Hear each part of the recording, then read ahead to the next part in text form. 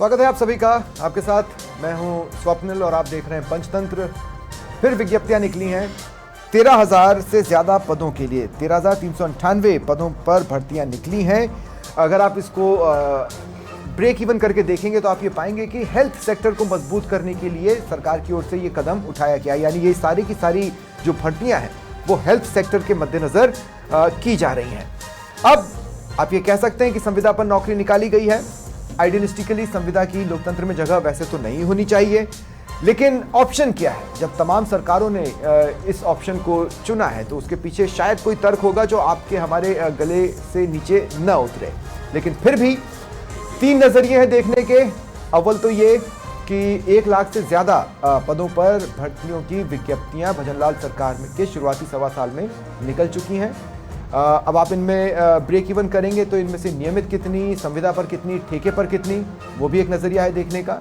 लेकिन एक नजरिया ये भी है देखने का कि धड़ाधड़ कम से कम भर्तियां आ तो रही है, जो कि एक शुभ संकेत हो सकता है, क्योंकि भजनलाल सरकार का रिकॉर्ड या रिपोर्ट कार्ड जो बनेगा वो इस मद्देनजर नहीं बनेगा कि उन्होंने प्रदेश से बेरोजगारी को खत्म कर दिया है, बल्कि इस मद्देनजर बनेगा कि उन्होंने 4 लाख से ज्यादा नौकरियों का वादा किया है। क्या वो इसे डिलीवर कर पाते हैं? ऐसे में क्या सरकार उस दिशा में बढ़ रही है? इस नई विज्ञप्ति के आधार पर कुछ सवाल हैं जिन्हें आज हम एड्रेस करेंगे। मेरे साथ जो गेस्ट जुड़ रहे हैं आपको इंट्रोड्यूस करवा देता हूं। मेरे साथ वीरेंद्र शर्मा जी हैं, बीजेपी प्रवक्ता हैं, स्वागत है वीरेंद्र जी आपका। करणवीर सिंह राजपुरा, आपका भी स्वागत है, कांग्रेस प्रवक्ता है। अमित मिश्रा जी करियर काउंसलर हैं, स्वागत है अमित जी आपका। हनुमान किसान अध्यक्ष हैं बेरोजगार यूनियन के, आपका भी स्वागत है।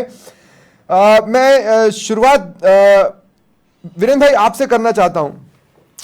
इसमें नो डाउट ये बहुत अच्छी चीज़ है कि आप धड़ाधड़ नौकरियां निकाल रहे हैं। जब आपने घोषणा की उसके बाद से मैं इससे मना नहीं कर रहा हूं, लेकिन मैं ये समझने की कोशिश कर रहा हूं कि सरकार कितने ऑप्शंस को खंगाल कर देखना चाहती है। आप एक साथ नहीं निकाल रहे हैं, लेकिन आप अपने ऑप्शंस क्या क्या रख रहे हैं? सिर्फ नियमित, संविदा भी, ठेका भी, आखिर आपके ऑप्शंस क्या क्या हैं? जी देखिए, भारतीय जनता पार्टी के मुख्यमंत्री जी ने जब शपथ ली थी तो सबसे पहले हमारा एक ही उद्देश्य था कि युवाओं का जो भविष्य 5 साल तक अंधकार में रहा उसे अंधकार से कैसे निकाला जाए और उनके सपनों को कैसे साकार किया जाए।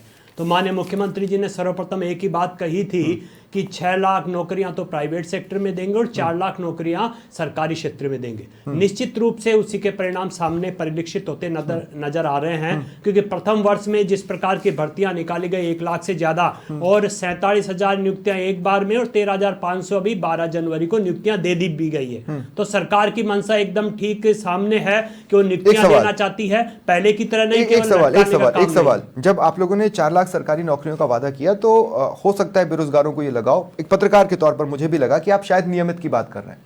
अभी जो 1.25 लाख जो नौकरियां निकली हैं उनमें से कई ठेके पर हैं, कई संविदा पर हैं और कई नियमित की भी हैं। इसीलिए मैंने कहा सरकार अपने किन ऑप्शंस को खंगाल रही है? क्या अंधकार, जिस अंधकार की आप बात कर रहे हैं उसमें संविदा टॉर्च है आपकी या क्या टॉर्च है आपका? देखिए, निश्चित रूप से जो भर्ती कैलेंडर आया उसमें संविदा कहीं भी नहीं है। भर्ती कैलेंडर की जो विज्ञप्तियां आप देखेंगे उसमें संविदा कहीं भी नहीं है। तो जो भी होगी वो एक भर्ती कैलेंडर में 81,000 की जो परीक्षा की तिथियां आई है और जो भर्तियों का वो निकाला गया उसमें कहीं भी संविदा नहीं। तो ये तो 13,398 बोनस हुआ एक तरह से। मैं मतलब आप ये कह रहे हैं कि 4 लाख के अलावा ये आपका एक बोनस है। बिल्कुल ठीक है। हनुमान किसान, मैं आपसे पूछना चाहता हूँ, क्या एक्साइटेड होना चाहिए अभी बेरोजगारों को? देखिए सर, जो आज ये विज्ञापन जारी हुए, जिस प्रकार से कर्मचारी चयन बोर्ड लगातार एक समय सीमा में विज्ञापन जारी कर रहा है और लगातार भर्तियों को पूरा करने का जो दावा कर रहा है, उसको देखते हुए युवाओं में एक रोजगार की दृष्टि से एक अच्छी पहल हो सकती है कि कम से कम 13,398 जो मेडिकल के जो हेल्थ सेक्टर के जो लोग हैं उनको कम से कम रोजगार मिलेगा। लेकिन सर कहीं ना कहीं इन सब चीजों में भी वो बेरोजगार पछता जा रहा है। मैं बात करूं, अभी बीजेपी प्रवक्ता जी कह रहे थे कि हमने इतने नियुक्ति पत्र बांट दिए। 12 दिसंबर को जो रोजगार मेला हुआ था उसमें एक एनएचएम पर ही एक वैकेंसी थी, जीएनएम 2023 वाली। वो उन लोगों को बुलाया जाता है कि हम आपको नियुक्ति पत्र देंगे। वो लोग वहां जाते हैं और जबकि वहां जाने के बाद में वो अपना इंतजार कर रहे थे कि कब हमारा नाम बोलेगा, कब हमें नियुक्ति पत्र मिलेगा। लेकिन उनको केवल वेलकम किट दे दिए गए, आंकड़ा तो उनका शामिल हो गया, जबकि उनका 29 नवंबर 2023 को ही उनका सारा काम हो गया था। वरीयता सूची आ गई, आज 2 महीने बाद में भी वो दर की ठोकर खा रहे हैं और ये पूछ रहे हैं कि साहब हमें आप लोग दिसंबर में गिन चुके हो, लेकिन 2025 का फरवरी शुरू होने वाला है, हमारे ना जिला आवंटन हुआ है ना नियुक्ति हुई है। ऐसी चीजें इनकी आड़ में होती है, आंकड़ा बढ़ता है, लेकिन वो बेरोजगार जो है इन जितना आंकड़ा उनको दिखाया जाता है उनका रोजगार नहीं मिलता। ऐसे ही मैं बात कर रहा हूं, अभी बीजेपी प्रवक्ता जी एक बात और कह रहे थे कि साहब हमने जो वैकेंसी निकाली है, जो हमने कैलेंडर जारी किया है, उसमें संविदा का कहीं जिक्र नहीं है। साहब अगर मैं 17,000 वैकेंसियों को निकाल दूं, उसके बाद में उसके ऊपर जितना भी आप वैकेंसी गिन रहे हो सारी संविदा की है। बताइए आप ऐसा, आप देखिए आप अंधकार में युवाओं को मत रखिए, आप बताइए। और मैं स्वप्निल जी एक विषय में लेना चाहूंगा, जैसा इन्होंने कहा 12 जनवरी के लिए, मैं इन्हें बताना चाहता हूँ।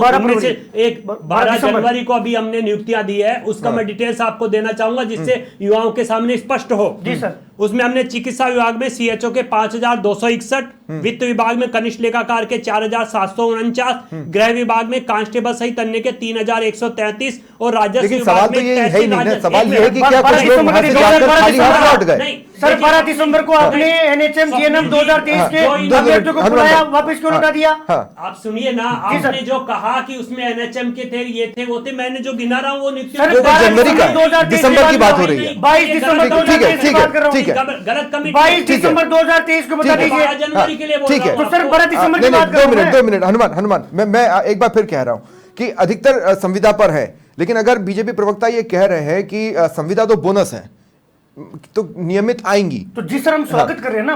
मैंने शुरू में ये कहा है कि देखिए जहां सरकार अच्छा काम करेगा अग्रिम पंक्ति में हम आगे आकर स्वागत कर रहे हैं। अपने पिछले सारे निर्णय देखे माननीय मुख्यमंत्री जी के, जो युवा हित में निर्णय हुए, हमने हर एक निर्णय का स्वागत किया है।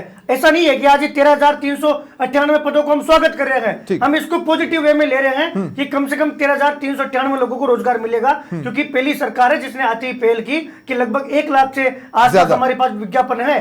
हमें लग रहा है कि कौन सी भर्ती किस महीने में आएगी, किसके आवेदन किस महीने में होंगे, इसलिए हम इन 13,398 को एक पॉजिटिव वे में ले रहे हैं। बाकी रोजगार की दृष्टि से हम बात तो इसको हम नियमित भर्ती की करते, लेकिन जिस प्रकार से सरकार काम कर रही है उसको देखते हुए हम इसको बोनस के तौर पर हम स्वयं स्वीकार कर रहे हैं। लेकिन सर वो बात, वो पीड़ा इसको देख के उस पीड़ा को दरकिनार नहीं किया जा सकता। एक्चुअली दिक्कत ये भी है कि समस्या सर अभी ये बात बिल्कुल फैक्ट है। देखिए ये बात मैं कहना चाह रहा हूं कि इसमें कोई दौराय नहीं है कि ये समस्या बहुत बड़ी है। अगर सुरसा के मुंह से कंपेयर करें तो ये समस्या उससे भी बड़ी निकलकर सामने आ रही है, इसमें कोई दौराय नहीं है।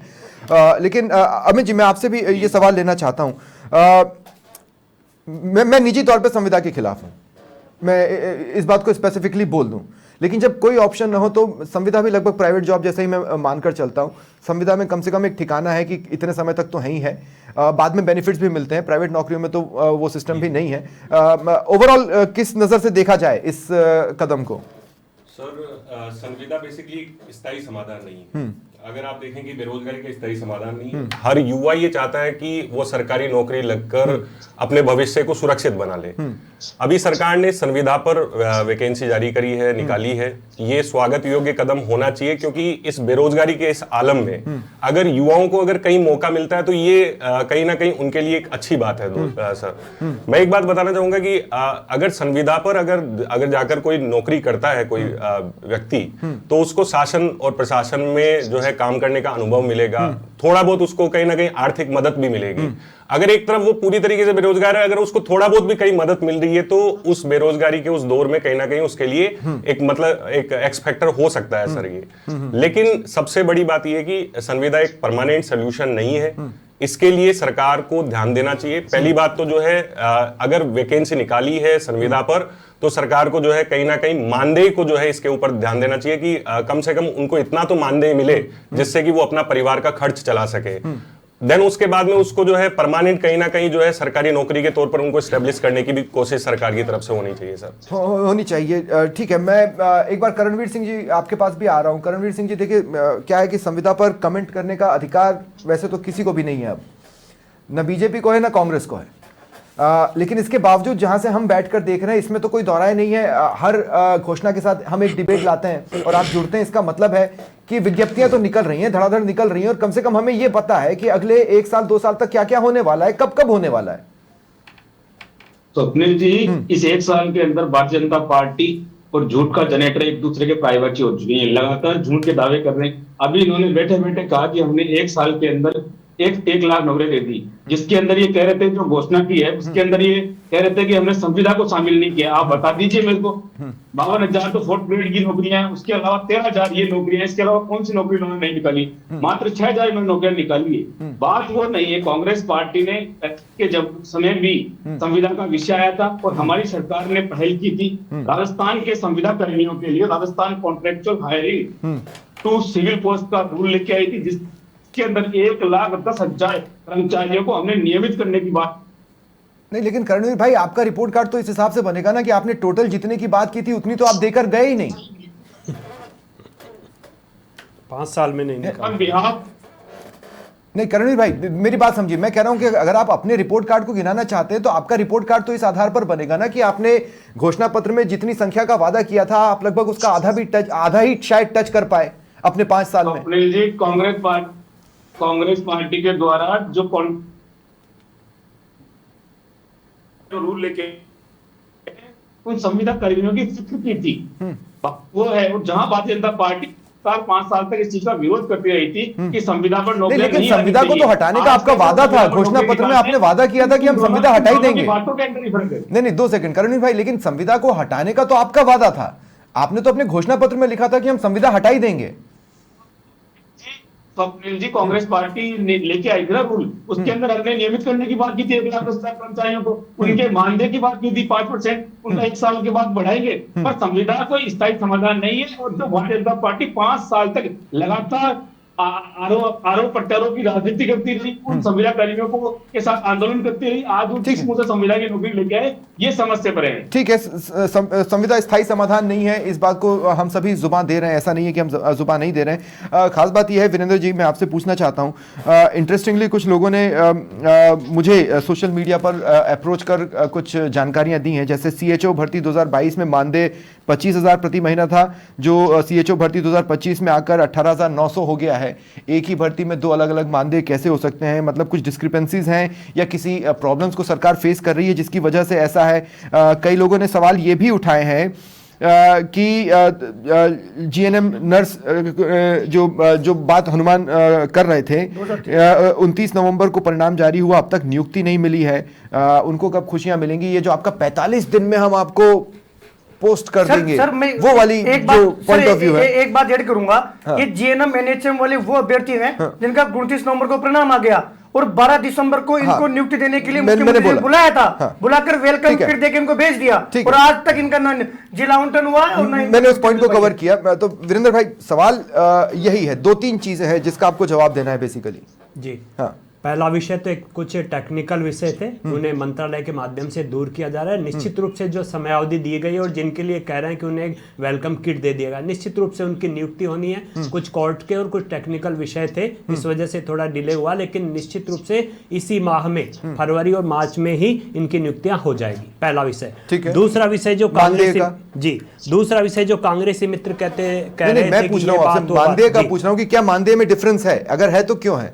ये टेक्निकल विषय है, निश्चित रूप से अगर ऐसा कुछ विषय है तो उसको दिखवाएंगे और किसी भी युवा के साथ अन्याय नहीं होने देंगे। अब आप कांग्रेस को जवाब दे सकते हैं, उससे विश्वास दिलाना चाहते हैं युवाओं को कि जिस प्रकार से भारतीय जनता पार्टी की सरकार बनने के बाद पहले ही वर्ष में, देखिए स्वप्निल जी ये राजनीतिक विषय नहीं है, मैं सिर्फ सीधा यही बताना चाह रहा हूं और यहाँ राजस्थान के युवाओं को विश्वास भी दिलाना चाहता हूं कि हमारा मकसद एक ही है कि जिन युवाओं ने इतने सालों तक तैयारी की है उनका उन्हें परिणाम मिले। इसीलिए भाई मैं आपका रोड मैप इसीलिए तो मैं पूछ रहा था ना। देखिए मैं क्या कह रहा हूं कि हमने देखा है बीजेपी को खुलकर संविदा का विरोध करते हुए सदन से सड़क तक और वहां से सोशल मीडिया तक हमने देखा है, और इसके बाद जब हम ये देखते हैं कि बीजेपी ने नियुक्तियां निकाली हैं, ठेके पर निकाली हैं, आप समझिए उस विषय को निकाली है, तो रोड मैप क्या है? यह विषय जो है राष्ट्रीय स्वास्थ्य मिशन से जुड़ा हुआ विषय है। हाँ। तो वो मिशन है, उसमें हमें परमानेंट नहीं कर सकते क्योंकि वो मिशन कितने टाइम तक चलेगा राज्य सरकार के अधीन नहीं होता है। तो वो मिशन जितना चलेगा उसके आधार पर नियुक्तियां संविदा के आधार पर। उनका क्या होगा? उसके बाद उन्हें परसेंटेज ऑफ मार्क्स मिलते हैं, जब भी नियुक्तियां निकलती है उसमें उन्हें बेनिफिट्स मिलते हैं, जो पहले भी आता जा रहा है। और इसका भी कुछ अभी चल रहा है हमारी सरकार में, कुछ ऐसे निर्णय किए जा रहे हैं। निश्चित रूप से आगामी आने वाले समय में आपको भी देखने को मिलेगा कि कई ऐसे, जी मैं 2 मिनट लूंगा स्वप्निल भाई, शॉर्ट में बोलिए, कई ऐसे युवा आप तो बोलने का अधिकार ही नहीं रखते हैं, आप नहीं बोलेंगे तो अच्छा होगा। नहीं करणवीर भाई, मैं आपके पास ही आ रहा हूं, बस 2 मिनट। हाँ वीरेंद्र जी, अपनी बात कंप्लीट करें और शॉर्ट में करें। कुछ ऐसे युवा हैं जो संविदा पे कार्य करते करते 40 वर्ष से ऊपर की आयु के हो चुके हैं। हाँ। उनके सामने अपने परिवार का संकट है और अपना खुद का भी संकट है, तो निश्चित रूप से उनके लिए भी यह सरकार बहुत बड़ा कदम उठाने जा रही है। थोड़ा सा इंतजार करना होगा। अब मैं कांग्रेसी मित्र से 2 ही बातें पूछना चाहता हूं, एकदम शॉर्ट में। एकदम शॉर्ट में। वो क्यों नहीं बताते कि उनके समय राजस्थान बेरोजगारी में दूसरे नंबर पे था? वो क्यों नहीं बोलते कि उनके समय राजस्थान में बेरोजगारी के कारण आत्महत्या करने में युवा नंबर 1 पे थे? लेकिन पहले नंबर पर तो वो राज्य था जहां बीजेपी का शासन था। वो क्यों नहीं बताते राष्ट्रीय औसत से भी ज्यादा राजस्थान में बेरोजगारी क्यों थी? ठीक है, आपने कुछ नहीं किया मेरे मित्र, आप बोलने का अधिकारी हो चुके हैं। भारतीय जनता पार्टी अपने प्रथम वर्ष में कार्य कर रही है और नियुक्तियां कैलेंडर जारी कर दिखा भी चुकी है, और प्राइवेट सेक्टर में भी 6 लाख एक्चुअली कंफ्यूजन कहां आती है? जैसा कंफ्यूजन देखिए कहां पर आती है कि जब नियुक्ति देने की बात आती है ना, तो आपके चेहरे अलग अलग आंकड़े बता देते हैं, वहां पर चीजें कंफ्यूज हो जाती हैं। देखिए सपने भाई, वीरेंद्र भाई, ये बात तो फैक्ट है ना। छोटा सा विषय दूंगा आपके सामने, यहाँ मित्र भी बैठे हुए हैं, वो भी स्पष्ट कर देंगे। हमने आते 47,000 नियुक्तियां दी और अभी 13,512 जनवरी को वो आपके खाते की नहीं हुई ना, वो हमारे खाते से भी बढ़कर है। नहीं सपनी भाई, वो हमारे खाते से भी बढ़कर इसलिए है क्योंकि कांग्रेस तो नियुक्तियां देना ही नहीं चाह रही थी। कांग्रेस तो कभी कोर्ट में लटका रही थी, कभी पेपर लीक में लटका रही थी, कभी क्या। ठीक है वीरेंद्र भाई, आप रुकिए। करणवीर सिंह राजपुरा अपनी बात रखें, उसके बाद मैं दूसरे गेस्ट के पास जाऊंगा। क्या कह रहे हैं करणवीर सिंह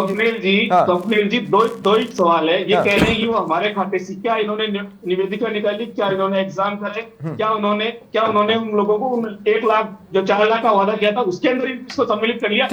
भाई कौन सी दुनिया में रह रहे हैं आप? ये 81,000 तो अभी निकली है, कंप्लीट कर इनका तो भर्ती कैलेंडर अभी जारी हुआ। कौन सी दुनिया में आप अभी भी कांग्रेस शासन में जी रहे, मुझे लग रहा है। आप देखे तो सही नियुक्तियां, आप देखे तो बताते 5 साल में कितनी नियुक्तियां दी आप बता दीजिए, या बेरोजगार व्यक्ति बैठे हुए ये बता देंगे कितनी नौकरियां दी थी आपने। वीरेंद्र जी रुक जाइए प्लीज, वीरेंद्र जी रुक जाइए प्लीज, नहीं बोलेंगे आप प्लीज 2 मिनट रुक जाइए। करणवीर सिंह अपनी बात कंप्लीट कर लें, शॉर्ट में करें।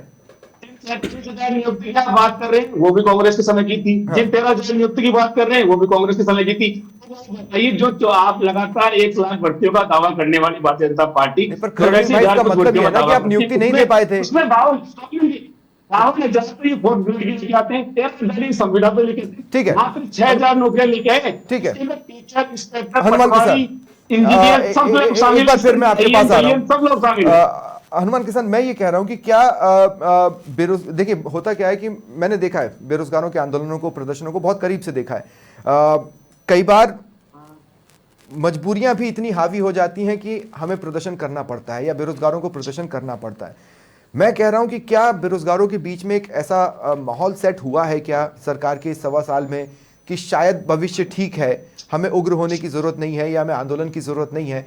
क्या सरकार पर बेरोजगार भरोसा करने की स्टेज पर आप आए हैं? देखिए सर, जिस प्रकार से पिछले 4 महीने गुजरे हैं उसके अकॉर्डिंग तो हम ये कह सकते हैं कि प्रदेश का युवा कहीं ना कहीं अपनी भर्तियों को लेकर निरंतर जो है तैयारी में जुट गया है। क्योंकि उसके सामने एक भर्ती जैसे देते उसके पास में अगला टारगेट फिक्स है कि 2 महीने बाद मेरी ये एग्जाम होगी, फिर उसके बाद में 2 महीने का टारगेट फिक्स है। सरकार के द्वारा जो कैलेंडर जारी किया गया है उसके साथ परीक्षा तिथि और जो रिजल्ट वाली जो डेट उन्होंने जारी की है वो एक बहुत अच्छा कदम है।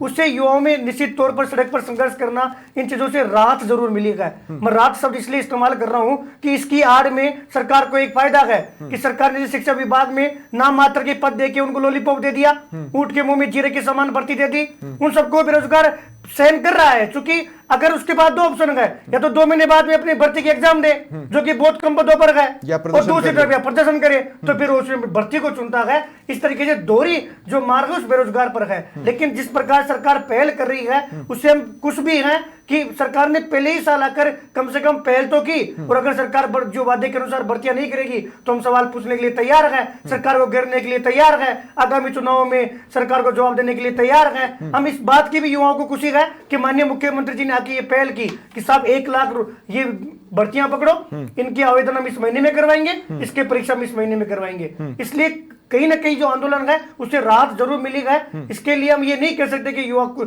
बहुत, लेकिन एक पॉइंट में फिर भी कहूंगा कि ये जो जनरल नॉलेज वाला जो जीके वाला जो पोर्शन है वो भी काफी ट्रेंड में है। देखिए सर, मैं 4 मुद्दे बताता हूँ। एक पहला मुद्दा तो यह है कि सरकार ने 52,453 पदों पर चतुर्थ श्रेणी कर्मचारियों की भर्ती निकाल दी, लेकिन सरकार को इतनी जल्दी थी अधिकारियों को कि इसका जो सिलेबस है, अगर सिलेबस पर अपन विचार करें ना तो लग ही नहीं रहा कि राजस्थान के युवाओं के लिए सिलेबस है। आज बंगाल में, बिहार में बैच चल रहे हैं, 5-5, 10-10 हजार युवाओं के बिहार में बैच चल रहे हैं चतुर्थ श्रेणी कर्मचारी भर्ती का। ओनली 18% राजस्थान जीके है। आप करना क्या चाह रहे हो? उसको कोई आरएस थोड़ी बनाना है, कम से कम इसमें जीके 50% राजस्थान का हो सर। इसी तरीके से एक वैकेंसी निकली है वाहन चालक की। देखिए 2 भर्ती है, एक वाहन चालक, एक परिचालक। ठीक है, परिचालक का सिलेबस अलग। सरकार कहते हैं कि परिचालक को तो मोटर वाहन से संबंधित पाठ पढ़ने चाहिए कि बस कैसे चलाए, कहां खड़ी करे, किन बातों का ध्यान रखे, जबकि वाहन चालक में सरकार कहती है कि नहीं, आप अंग्रेजी पढ़ो, गणित पढ़ो, राजस्थान जी के नाम पढ़ो। क्या है ये कि ड्राइवर को तो ड्राइवर नहीं पढ़ा रहे हो और जो कंडक्टर है उसको ड्राइवर का पाठ पढ़ा रहे हो, जबकि वही वैकेंसी वाहन चालक की जब राजस्थान पुलिस में आती है अलग सिलेबस, ठीक है हनुमान, में आती है अलग सिलेबस। पॉइंट आ गया। अब सवाल यह है अमित भाई, इससे पहले कि मैं बीजेपी से जवाब लूं, अमित भाई सवाल यह है कि देखिए रोड के साथ अच्छी चीज क्या होती है ना कि हम रोड पर खड़े हैं तो हमें ये पता है कि ये रोड किस तरफ जा रही है और हम पलट जाएंगे तो वो किस तरफ जा रही है। प्रॉब्लम अब क्या कोई रोड मैप आपको समझ में आ रहा है या नहीं? अगर आ रहा है तो आप उस रोड मैप की अगली स्टेज क्या होनी चाहिए ये सजेस्ट कर सकते हैं? जी सर, अगर बात करें तो सर सबसे पहले तो सरकार का ये नैतिक दायित्व है कि वो युवाओं को एक बेहतर भविष्य दें, उनका भविष्य सुरक्षित करें। अगर सरकार ने अगर इस तरीके की कदम उठाया है, ये संविदा पर भर्ती निकाली है, तो आगे चलकर इन जिनको इस भर्ती के माध्यम से अगर शामिल किया जा रहा है, जिनको भर्ती किया जा रहा है, उनको जाकर स्थायी किया जाए। आगे फ्यूचर में सरकार इस तरीके से कदम उठाए। साथ ही साथ दूसरा ये कदम उठाए सरकार की इनको इतना उचित मानदेय मिले, इतनी तनख्वाह इनको मिले कि अपना परिवार का पालन पोषण कर सके ठीक ठाक तरीके से। हाँ जी, ठीक ठाक तरीके से। इस बेरोजगारी के इस दौर में आप देखिए कि 10-15 हजार रुपए से इतना कोई फर्क नहीं पड़ता है सर कि एक परिवार जो है अपने बच्चे को पढ़ा भी सके, अपनी जरूरतें भी पूरा कर सके। 10-15 हजार रुपए में कुछ नहीं होता है सर। तो सरकार जो है इस मानदेय को कहीं ना कहीं बढ़ाएं। सर मैं एक मुद्दा बताता हूं सर, पिछली सरकार में आप देखेंगे कि साक्षरता जो प्रेरक थे उनकी जो है संविदा पर भर्ती करी गई थी, लेकिन पिछली सरकार ने उस भर्ती को रद्द कर दिया। साक्षरता प्रेरक आज किस स्थिति में है, किस हालात में वो जी रहे हैं, उसका कोई खोज खबर नहीं है सर। तो इस तरीके से अगर अभी ये जो सरकार जो कदम उठा रही है इसको ध्यान में रख कर उठाए कि आगे इनके साथ में, इनके भविष्य के साथ में खिलवाड़ ना हो कि कहीं 5-6 साल बाद में जाके पता चले कि इनको हटा दिया गया साहब और फिर जो है ये दर की ठोकरें खा रहे हैं। सिलेबस वाले मैटर से कांग्रेस भी इत्तेफाक रखती है जो हनुमान ने उठाया। मैं करणवीर सिंह राजपुरा आपका रिएक्शन लूंगा और फिर वीरेंद्र जी से सवाल पूछूंगा। क्या ये जो सिलेबस वाला मैटर है भाई, अगर राजस्थान में है तो राजस्थान का नॉलेज बढ़ाओ ना। ये 18% बिल्कुल स्वप्निल जी, राजस्थान के बेरोजगार युवाओं के हितों के साथ किसी भी तरह का कुठाराघात नहीं होना चाहिए। अगर उनके हित की बात है तो उसको पुरजोर तरीके से शामिल करना चाहिए, चर्चा होनी चाहिए और जल्दबाजी में और पीठ सब तपाने के लिए नहीं, एक बेहतर राजस्थान के युवाओं के बेहतर भविष्य के लिए काम करना चाहिए। हो सके अधिक से अधिक राजस्थान के युवाओं को इसमें मौका मिले। ठीक है वीरेंद्र जी, ये जो सिलेबस में डिस्क्रिपेंसीज की बात बार बार सामने आती है, इस पर क्या करने वाली है सरकार? क्या कोई आश्वासन है आपके पास? निश्चित रूप से आप इन्होंने जो विषय रखा है उसे उच्च स्तर पर रखा जाएगा। उनकी जो समस्या उसे दूर करने का भी आश्वासन मैं इन्हें देना चाहूंगा, क्योंकि इनकी जो समस्या वो सभी युवाओं की है। पर वो समस्या हम समझ पा रहे हैं जी, बिल्कुल निश्चित रूप से इन्होंने एक ही लाइन में समस्या को समझा दिया है कि जिस प्रकार से डिस्क्रिप्शन किया है सिलेबस का वो सही नहीं है। तो आप थोड़ा सा इंतजार कीजिए, ये समस्या आगे नहीं रहेगी। पहला विषय। दूसरा विषय था एक उचित मानदेय का। तो निश्चित रूप से आगामी आने वाली जो बढ़ती होगी, चाहे वो संविदा पे दूसरा विषय है संविदा का, तो उसमें एक ऐसा मानदेय मिलेगा तो वो अपने परिवार का पालन पोषण सही कर सके। और इसके साथ केवल मानदेय नहीं, हम यह भी सुनिश्चित करने जा रहे हैं कि संविदा पर आधार पर जो नौकरियां निकल रही है वो उनकी समयावधि निश्चित हो, जिससे युवाओं का भविष्य आगे अंधकारमय ना हो। समयावधि निश्चित होगी तो निश्चित रूप से वो उसी दरमियान कार्य करेगा, उसके आगे दूसरे ऑप्शन उसके लिए होंगे। तीसरा विषय जो मैं बताना चाह रहा था, जो अभी बोल रहे थे मेडिकल सेक्टर के लिए संविदा पर आधारित नौकरियां मेडिकल सेक्टर में इसलिए भी निकाली जाती है क्योंकि युवाओं के सामने एक बड़ा विषय होता है, वो होता है एक्सपीरियंस का।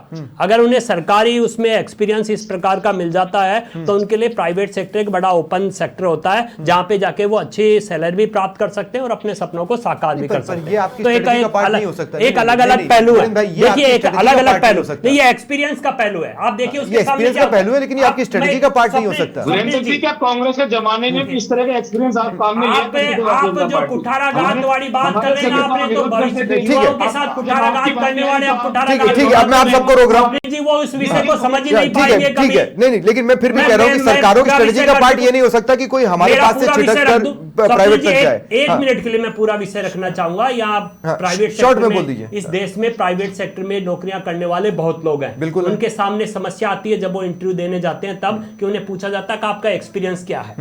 तो फ्रेशर्स को इतना सैलरी मिलना और नौकरी मिलना बड़ी मुश्किल है, बड़ा कठिन कार्य है। तो उसके लिए सरकार कई कदम उठाती है, उनमें से एक कदम ये भी है। हनुमान क्या जोड़ रहे हैं, शॉर्ट में जोड़ दीजिए, मेरे पास समय भी खत्म है अब। हाँ। सर मैं मानदेय की एक पीड़ा शेयर करना चाहूंगा। 2016 में सेम वैकेंसी आती है, इसमें एक सेक्टर हेल्थ सुपरवाइजर की पद है। उसको जब स्टार्टिंग में 5,500 रुपए सैलरी मिल रही थी और जो गृह जिले से भी दूर इसकी पोस्टिंग हो गई।